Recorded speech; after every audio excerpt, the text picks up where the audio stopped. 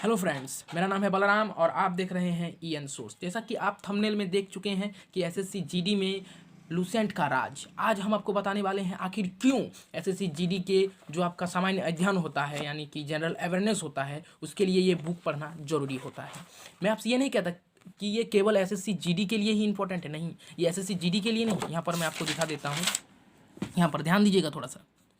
देखिए यहाँ पर क्या है, कर्मचारी चयन आयोग यानी कि एसएससी के हर एक एग्जाम के लिए ये इंपॉर्टेंट है। और यहाँ पर देखिए रेलवे की हर एक एग्जाम के लिए ये इंपॉर्टेंट है। आखिर क्यों है ये इंपॉर्टेंट?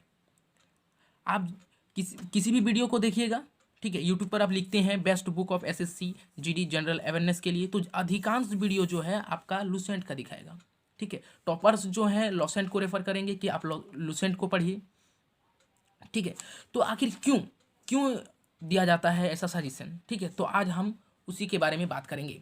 तो देखिए, ये जो बुक है पूरा पूरी है सब्जेक्टिव यानी कि इसमें आपको क्वेश्चंस नहीं मिलेगा। ठीक है, आपको पूरा पूरा सब्जेक्टिव एक कहानी के जैसा मिलेगा। ठीक है, आप जो पढ़ेंगे इसको तो एक कहानी के जैसा लगेगा इसको पढ़ने में। ठीक है, आखिर क्यों इंपॉर्टेंट होता है, चलिए इसकी इंपॉर्टेंस के बारे में हम बात करेंगे। आखिर क्यों पढ़ना जरूरी होता है, इसके राज चलिए हम आपको बताते हैं। जैसे कि यहाँ पर टॉपिक है, देखिए जैन धर्म टॉपिक है कि नहीं, जैन धर्म है इसका टॉपिक। और यहाँ से लेकर जो जैन धर्म जहाँ तक है, कहाँ तक है, यहाँ तक है, यहाँ तक अगर आप पढ़ लेते हैं तो जैन धर्म का कोई भी क्वेश्चन आपसे नहीं छूटेगा। मतलब अगर जैन धर्म का कोई भी क्वेश्चन आपको पेपर में पूछता है तो यहाँ से लेकर यहाँ तक के अलावा आपको कहीं और से नहीं पूछेगा। समझ में आ गया कि यहाँ से लेकर यहाँ तक के अलावा कहीं और से आपसे पूछेगा ही नहीं, क्वेश्चन बनेगा ही नहीं उसका। तो आप अगर यहाँ से यहाँ तक पढ़ लिए तो आपका ये कंफर्म हो गया कि इससे ही क्वेश्चन बनेगा। और लूसेंट ने क्या किया है पता है, जैसे कि ये सब्जेक्टिव बुक है कि नहीं, ये पूरा पूरी सब्जेक्टिव है, इसका और एक निकाल दिया है, इसके जैसा ही और एक निकाल दिया है उसका ऑब्जेक्टिव।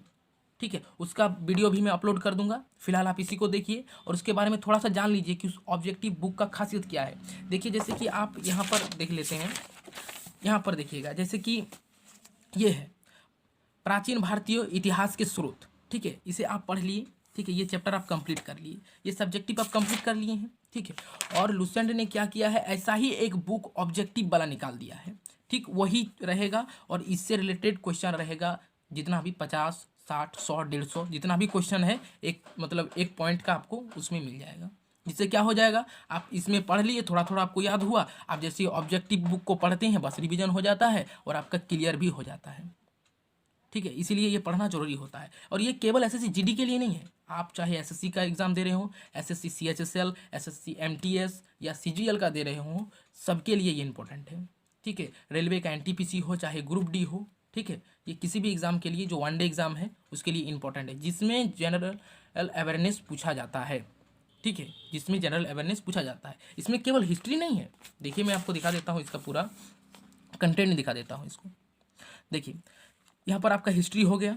ठीक है, उसके बाद यहाँ पर देखिए भूगोल हो गया, यहाँ पर क्या है भारतीय अर्थव्यवस्था, यहाँ पर क्या है भारतीय संविधान, और यहाँ पर देखिए क्या है फिजिक्स है, केमिस्ट्री है, बायोलॉजी है। ठीक है, आपका ये साइंस एंड टेक्नोलॉजी। इसके बाद यहाँ पर क्या है विविध यानी कि मिसलेनियस है, खेलकूद से भी यहाँ पर दिया गया है और कंप्यूटर से भी दिया गया है।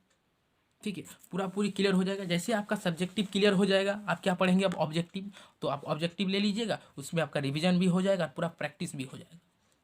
ठीक, तो इसीलिए इसको पढ़ना जरूरी होता है। ठीक है, तो राज इसका क्या है कि ये पूरा पूरी जो है किसी भी पॉइंट को क्या किया है, क्लियर किया है। ठीक है, उसको वो क्लियर करके दिया है। ठीक है, कि किस टाइप के क्वेश्चन आपको परीक्षा में पूछे जाने वाले हैं। ठीक है, कि किस टाइप के क्वेश्चन आपको परीक्षा पर पूछे जाने वाले हैं। ठीक है, और इंटरेस्टिंग बनाया है, ये पढ़ने को इंटरेस्टिंग बनाया है। ठीक है, क्योंकि अगर इंटरेस्टिंग नहीं होगा कोई भी बुक पढ़ने के लिए ना, तो वो अच्छा नहीं बोलेगा कोई भी। लेकिन आप इसको पढ़ेंगे तो देखेंगे कि अच्छा लगता है बुक को पढ़ने में। ठीक है, साधारण भाषा का उपयोग किया गया है इस बुक में।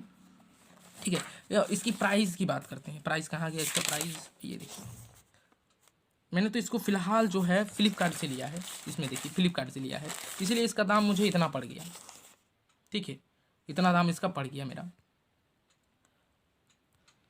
बस दोस्तों यही कहूँगा कि कम्पिटिटिव एग्ज़ाम के हर एक स्टूडेंट से मेरा यही निवेदन है कि पढ़िए, इतना पढ़िए कि क्या बोलें, कोई भी क्वेश्चन छूटे ना आपसे, मैं यही कहूँगा, क्योंकि मैं भी एक कॉम्पिटिटिव एग्ज़ाम का ही स्टूडेंट हूँ।